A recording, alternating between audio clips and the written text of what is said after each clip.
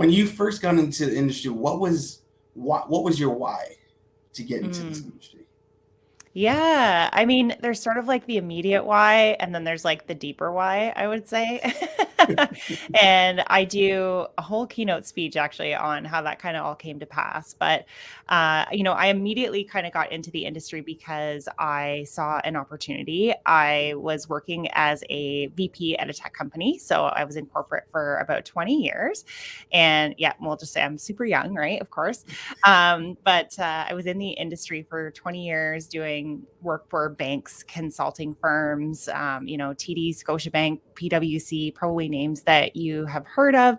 And, really enjoyed my time there, moved into a tech company. So I was the VP of people and operations for a company called Carfax, and really enjoyed that, ran their Canadian division. And it's not like anything was really glaringly wrong with anything I was doing. I really enjoyed what I did, but I just always felt like there was something more creative that was missing for me. And so even though I had really great job opportunities and I could be, as a creative as I could be within the confines of what was acceptable, of course, with the company's goals and things like that, I just always felt like there was something more that I wanted to do.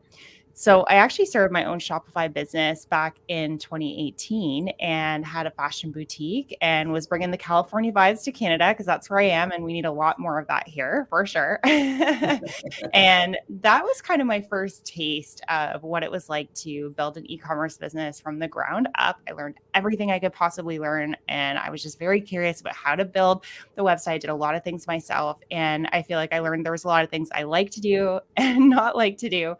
But it wasn't until 2020 when I was starting to scale that business that I realized, I was loving what I was doing. I was having so much fun. I was doing it part time. I was still working at my VP job.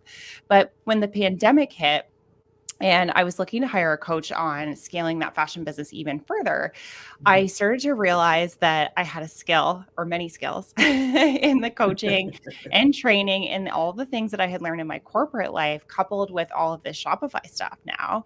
And people were asking me if I could help them to quickly get online because at that time, March, April, kind of May, people were desperately trying to figure out how to get their businesses online so that they could continue to either stay afloat or maybe there were new people that were emerging into the market based on kind of the things that were happening. So I saw a gap in the market. So this need for creativity, and I was doing some things and they were going great, but they just weren't like hitting the mark. But I would say then I saw this market opportunity and thought, oh my gosh, like I kind of felt like it was now or never. Like it's now or never that I'm going to take this leap, that I'm going to make this plunge. And if it doesn't work out, I can always go get another job or figure something out. But I just thought I've been thinking about doing something else for a really long time. And I just felt like this was the perfect opportunity. So I resigned. That would have been March, April, May. And then I resigned in July. So very quickly, yeah, it was like, okay, took a few clients on, realized this was definitely the thing that was lighting me up. And I think I gave quite a bit of notice. I didn't actually leave my corporate job till October, but that was kind of the start of things for me.